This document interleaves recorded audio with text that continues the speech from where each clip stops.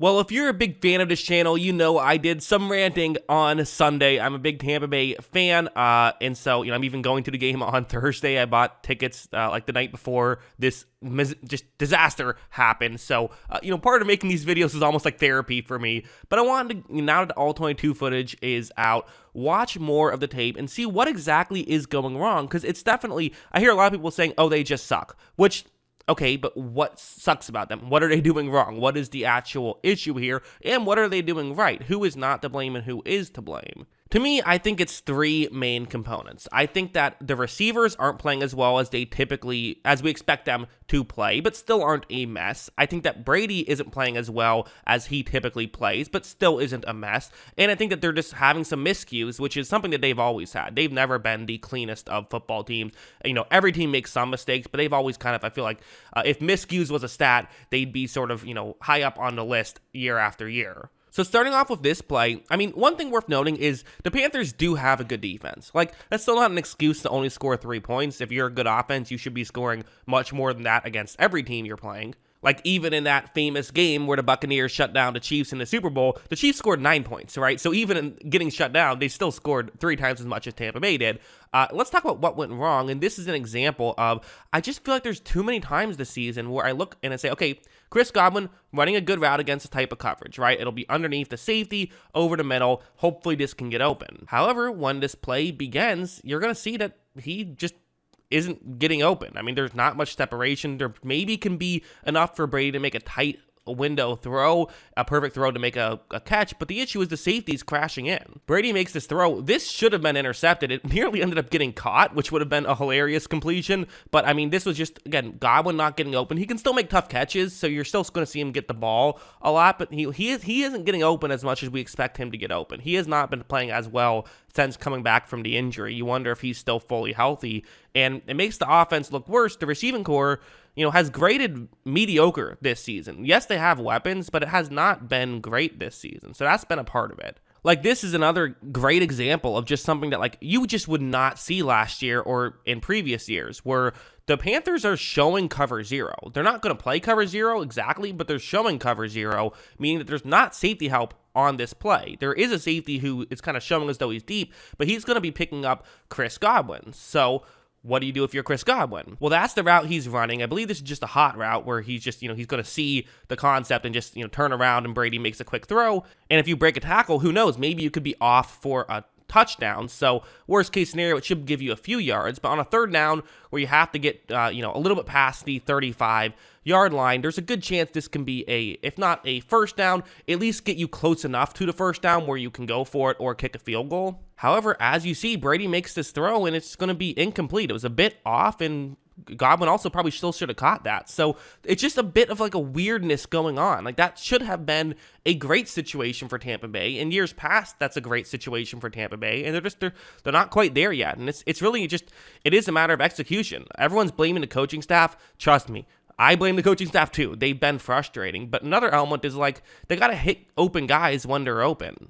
This plays another example of, for the people that love to blame Brady. Believe it or not, there are people out there who enjoy blaming Tom Brady. I know, who knew? I thought he was universally loved. But what's happening on this play is it's a play action with Mike Evans running over the middle.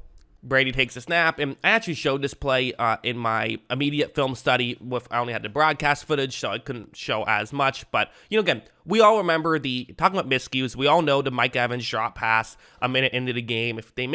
If he makes that catch, maybe the whole game is different. Who knows? But again, drop passes are going to happen. We remember that the Packers game when Christian Watson dropped the first pass and then they melted down. It's yes, that sucks, but those plays are going to happen. You have to rebound. But on this play, you see that Evans is going to get wide open right here. This is as open as it gets in the NFL, and this should be a completion. And Brady, he throws this one really high. Watch, Brady makes this throw, and the way it was timed up, he didn't have to throw that one over anybody. So I don't know why. The only real thing he had to throw it over was, I guess, the offensive line. But that's a really tall throw to where even Mike Evans got both hands on it. Evans typically does make that catch. So again, Evans had a rough day. He also missed a block on the 4th down and 1 that resulted in them not being able to pick up that first down. So he had an uncharacteristically rough day. Maybe he's banged up as well. Can't make that excuse for everybody. Sometimes receivers just have bad days. That happens, and he had a bad one, but also tough throw from Brady as well. So great example of like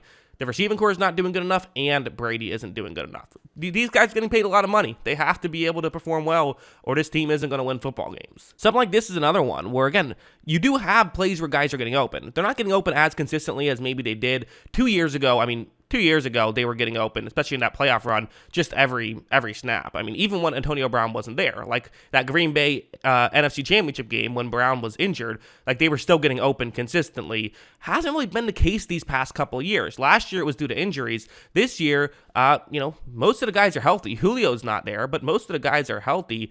They're not getting as open, but this play they will get open. So zone coverage, you have Godwin running a route that will hopefully get into a gap in coverage. Right when this play begins, you see that Godwin is going to be about to get into a gap in coverage. So Brady, while there's pressure coming, I mean, he's about to get hit. So got to stand in there and take the hit here, but there is an opening. However, Brady's throw is low. It's like, man, he took the hit and still wasn't even able to get the completion there. So a couple of missed throws by Brady, which is definitely uncharacteristic of him, right? What's the thing that he's known for? It's being a smart quarterback, winning a lot of Super Bowls, and accuracy. That's kind of the main physical trait that he's known for is accuracy. Well, he's missed some throws, which is, again, you need Brady to play like Tom Brady for this team to have a chance at winning a Super Bowl, which those are the expectations. They are. I'm sure plenty of people have just completely given up on the idea of them winning a Super Bowl. But listen, I mean, this is a team that's not that different than a team that was 2 years ago. Maybe they're just old and they suck now, or maybe they're just playing poorly and can play better. The